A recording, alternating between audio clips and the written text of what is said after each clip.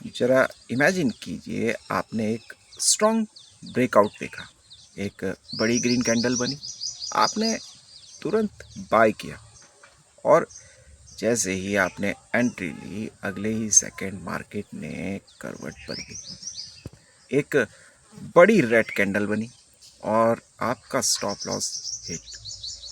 अगर ये बार बार आपके साथ हो रहा है तो हो सकता है कि इशू आपकी किस्मत नहीं बल्कि ब्रेकआउट समझने के तरीके में हो। आज के वीडियो में हम बात करेंगे 5 ऐसे प्रैक्टिकल कॉन्सेप्ट की, जैसे सपोर्ट रेजिस्टेंस जोन, कंसोलिडेशन, सही जो टाइम फ्रेम और वॉल्यूम एनालिसिस और रीटेस्ट की जो थ्योरी है, जिनकी मदद से आप ये बेहतर समझ सकते हैं कि कौन सा ब्रेकआउट रिलेटिवली स्ट्रॉन्ग हो सकता है और कौन सा फॉल्स मूव या ट्रैप जैसा बिहेवियर कर सकता है। नमस्कार दोस्तों, स्वागत है आपका आपके अपने चैनल निफ्टी 50 क्विक अपडेट पर। मैं हूं आपका ट्रेडिंग दोस्त संदीप नेगी। यहाँ हम मार्केट को आसान भाषा में समझने की कोशिश करते हैं ताकि चाहे ट्रेडर नया हो या प्रोफेशनल अपने डिसीजन को ज़्यादा स्ट्रक्चर्ड तरीके से ले सके। हम यहाँ चार्ट और लेवल को प्योरली एजुकेशन कॉन्टेक्स्ट में डिस्क्यूज करते हैं। यह किसी भी प्रकार की बाय सेल रिकमेंडेशन नहीं होती है। लेकिन शुरू करने से पहले एक ज़रूरी बात, हमेशा की तरह ये वीडियो केवल एजुकेशन पर्पस के लिए है। मैं सेबी रजिस्टर एडवाइज़र नहीं हूँ।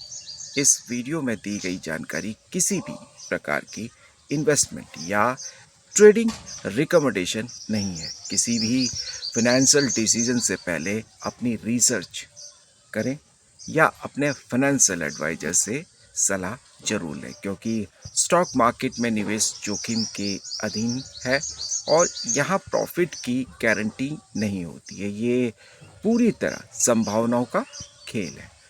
अब आते हैं कॉन्सेप्ट समझने पे। मार्केट में बड़े खिलाड़ी जैसे इंस्टीट्यूशन जब बाय या सेल करते हैं तो उन्हें बड़ी जो क्वांटिटी में लिक्विडिटी की ज़रूरत होती है।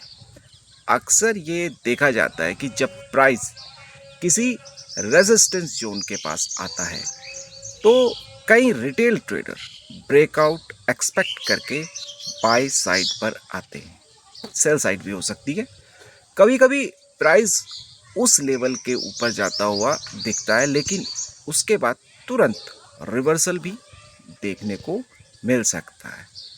इस तरह के बिहेवियर को कई ट्रेडर लिक्विडिटी ग्रैब या स्टॉप लॉस हंटिंग के पर्सपेक्टिव से इंटरप्रेट करते हैं। हालांकि ये एक ऑब्जर्वेशन बेस्ड अप्रोच है, कोई फिक्स रूल नहीं है। ठीक है दोस्तों, अब बात करते हैं उन 5 प्रैक्टिकल रूल की। Rule number 1, support and resistance zone.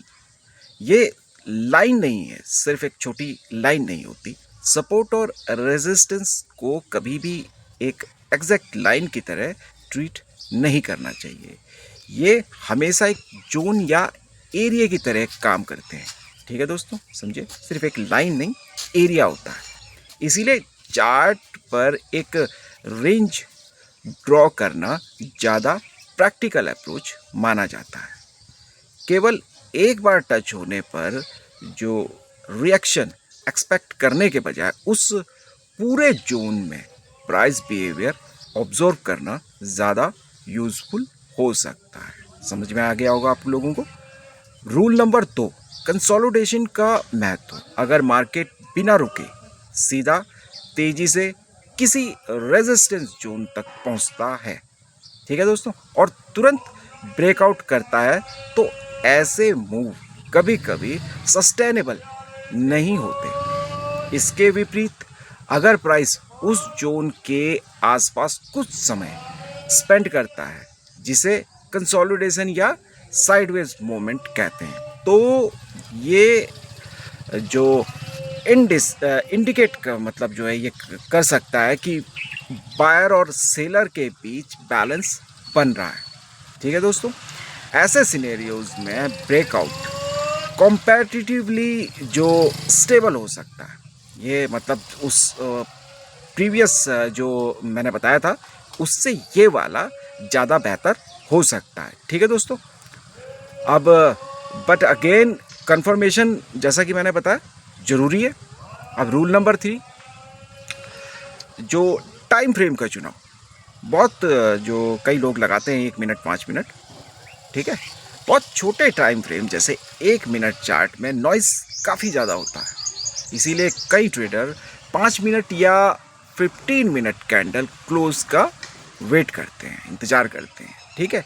Reliable इसको वो ज़्यादा मानते हैं। सिर्फ विक शेडो देखकर डिसीजन लेने से कई बार फॉल्स सिग्नल मिल सकते हैं। Rule number 4, volume analysis. Volume price moment को समझने में एक इम्पोर्टेंट फैक्टर हो सकता है। अगर प्राइस ऊपर जा रहा है लेकिन वॉल्यूम सपोर्ट नहीं कर रहा तो मूव की स्ट्रेंथ पर सवाल उठ सकता है।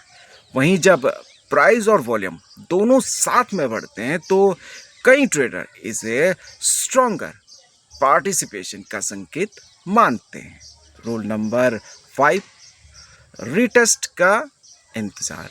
कई बार ब्रेकआउट के बाद प्राइस वापस उसी लेवल को टेस्ट करने आता है, इसे रीटेस्ट कहा जाता है। इस स्टेज पर बिहेवियर ज़्यादा क्लैरिटी दे सकता है। अगर प्राइस उस लेवल के ऊपर सस्टेन करता है तो स्ट्रेंथ का संकेत माना जा सकता है। अगर वापस नीचे चला जाता तो वीकनेस दिख सकती है। कुछ ट्रेडर ऐसे सिनेरियोज को अलग अलग तरीकों से इंटरप्रेट करते हैं, लेकिन ये पूरी तरह इंडिविजुअल स्ट्रैटेजी है और रिस्क मैनेजमेंट पर डिपेंड करता है। ट्रेंड का ध्यान रखें, हमेशा ओवरऑल मार्केट ट्रेंड को नज़रअंदाज नहीं करना चाहिए। अगर ब्रॉडर ट्रेंड डाउन है तो अपवर्ड ब्रेकआउट के फेल होने की प्रोबेबिलिटी कई बार ज़्यादा देखी जा सकती है। रिस्क मैनेजमेंट सबसे ज़रूरी। कोई भी सेटअप कितना भी स्ट्रॉन्ग क्यों ना लगे, हमेशा लॉजिकल स्टॉप लॉस कंसीडर करना चाहिए, जैसे ब्रेकआउट कैंडल के नीचे या सपोर्ट जोन के नीचे, क्योंकि मार्केट में क्लैरिटी नहीं होती, सिर्फ प्रोबेबिलिटीज संभावनाएं होती हैं। अगली बार जब आपको ब्रेकआउट दिखे तो तुरंत एंट्री लेने के बजाय थोड़ा पेशेंस रखें, कंफर्मेशन का वेट करें, कॉन्टेक्स्ट को समझे। कई बार मिस ट्रेड यानी गलत ट्रेड से बेहतर ये होता है, कई बार जो है ट्रेड का मिस हो जाना एक गलत ट्रेड से बहुत ज़्यादा बेहतर हो सकता है। ठीक है दोस्तों, अगर आपको ये एनालिसिस यूज़फुल लगा हो तो वीडियो को वैल्यू ज़रूर करें और चैनल को सब्सक्राइब करें, बेल आइकन प्रेस करें, क्योंकि मैं यहाँ daily pre market, closing market analysis और market related education content share करता रहता हूँ। आज क्योंकि मार्केट क्लोज है तो तब मैंने कहा आप लोगों के साथ इसे शेयर करना चाहिए। हाँ, तो इसीलिए आप लोगों के लिए मैं आज ये टेक्निकल जो वीडियो है लेके आया हूँ। तो मिलते हैं अगली मार्केट अपडेट में वीडियो में, तब तक के लिए धन्यवाद। जय हिंद दोस्तों।